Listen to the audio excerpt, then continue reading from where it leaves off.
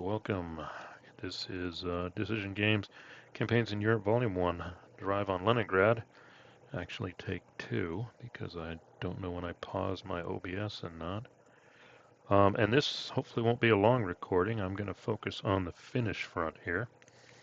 During the game I kind of ignored it and did the main Germans here, but if we do read the special rules, there is some activity that can occur here. And the Finns do have special rules here. Ground units may not move, advance, or retreat adjacent to Leningrad. Well, not going to worry about that. Ground units may not cross the Svr River, however you pronounce that. That's right here. So they can't cross that. And they can't go east of Lake Onagia, or however you say that, so maybe they can't drive this way. Can't use air movement. They could use naval movement only between ports in Finland and across this lake, but I'd have to look for the ports. I guess Marines can do stuff. I'd look for the rules for that. The other rule that is helpful is German and Finnish units may stack and conduct all operations without regard for nationality. So they can operate together. So I kind of tweaked the Finnish setup based on those rules and review. Kind of got this down to just, a bunch of 2.5s, shifted this guy to support mode, so now he can supply the whole line, put these guys as backup. And then I had some units back here, and I'll show you. I already moved these guys, and I'll show you what happens here. One other thing to clarify too, I know this question came up. Elite units, they're under unique units under 18. If an elite unit is in the combat, attack, or defense, and the owning side has to retreat the attacker or the defender, you can ignore the retreat result as long as you take a step loss of the elite unit for each hex. So right now I think the only elite units on the board are these Finnish Jaegers, and that means if the Soviets attacked here and they had to retreat one hex, the Finns could ignore that, but that guy would be gone. Okay? Something to think about, but they've only got 2, so I kind of put those guys there to strengthen it. So with that said, let me show you. The main front, we did a fight move. So on the first turn, I didn't have any units concentrated enough to do an attack.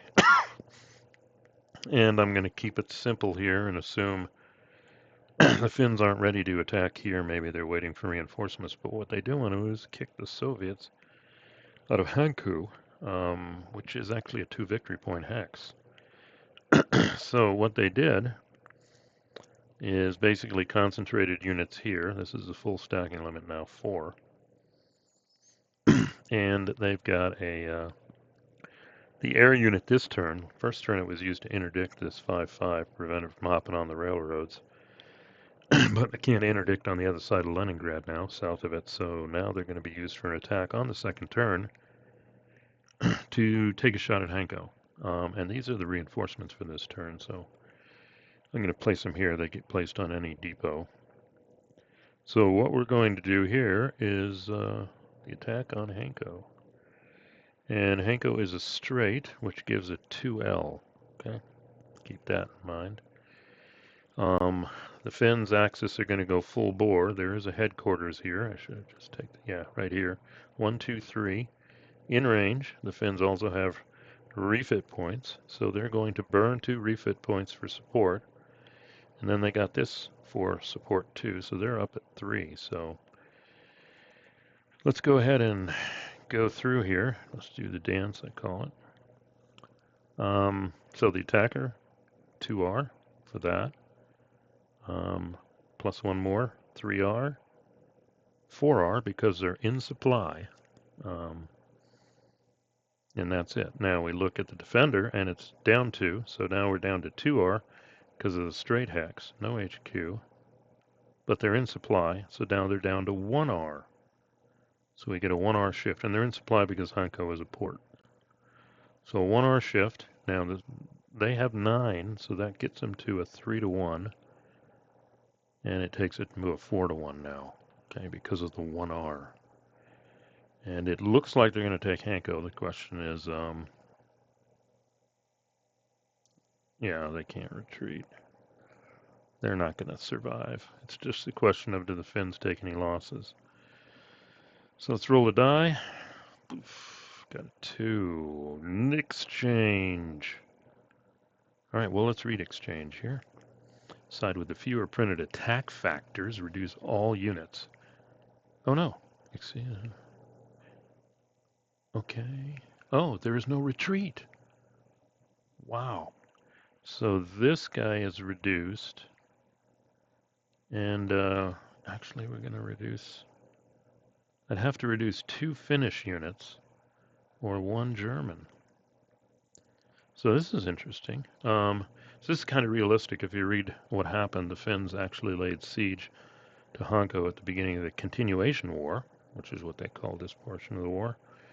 And it took them until December to take Hanko, but mainly because the Soviets helped them out by evacuating. Which now does beg the question, should the Soviets evacuate this unit? Because it may be destroyed. So this was kind of realistic here. Although it only represents 2 weeks, but well, I don't know. The Soviets get refit points. I don't know if they're going to waste it on Hanko. Slide after 8. Wow, that's a lot of refit points. They're going to start entrenching too. Okay. So now, well, the only thing I got left to do with the Finnish front is I do have a move I can do. So I'll think about that offline. I'm not going to actually take the time to record that. But like I said, this will be a short one. Now this, I'll think about that, do that, and that sets us up then for the Russian second term when they can finally do stuff. We can look at their situation here real quick. Yeah, I kind of, let's see, I've been wrestling with this railhead rules. Coming here, they got a railhead here because this guy has no zone of control. So there is a railhead here in this city. Because the Germans put zone of control on this, that can't be a railhead anymore. And this now can't be a railhead anymore. So this gets moved back to here. But actually this line works still. And this isn't really a railhead. This just tells me it still works. So the Russians hopefully do have reinforcements. Oh, I bet you I haven't rolled for them yet, but yeah, they get a lot of reinforcements. They can be placed on a supply source, a depot. We'll have to look at that. I don't know. Let's look at that real quick. I'm just curious. I could have saved it for reinforce. There's the rolling. Are deployed on hexes designated by. Oh, okay. By each scenario, and I think it's depots, but. Soviet supply sources, map rail hedges, all Soviet-controlled railroad hexes start any friendly controlled hex within the support range of a depot located in Leningrad. Friendly controlled port. Okay, so they can place it in ports or the support range of a depot located in Leningrad. Southeast of the. Oh, they could place units here. I wonder if that's what that means. Any friendly controlled hex within the support range of a depot. Now they could even place reinforcements in here. And they could even place it here. So they've got that decision right there. And then within the depot range of Leningrad, let's see how far that puts things. That's 3. Okay, 1, 2, 3. But then they can rail. And they can rail to here.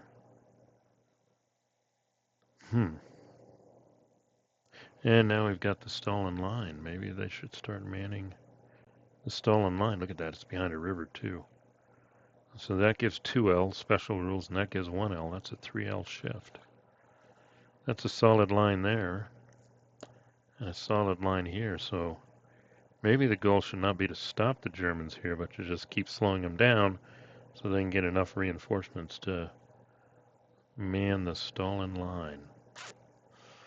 All right, cool. I'm going to go ahead and stop it here. 10 minutes. That's a bit long, but now we do have the Finnish front in action, and Hanko, however you pronounce that, is in play. Do the Soviets reinforce it? Do they just hold, or do they evacuate? And they've got refit points, so they can start entrenching too. So gives a 1L shift in addition to anything else. And negate retreat, lose 1 step from any 1 combat unit though. So there we go. All right, cool. Thanks for listening, and we'll see you back here for the Soviet turn 2.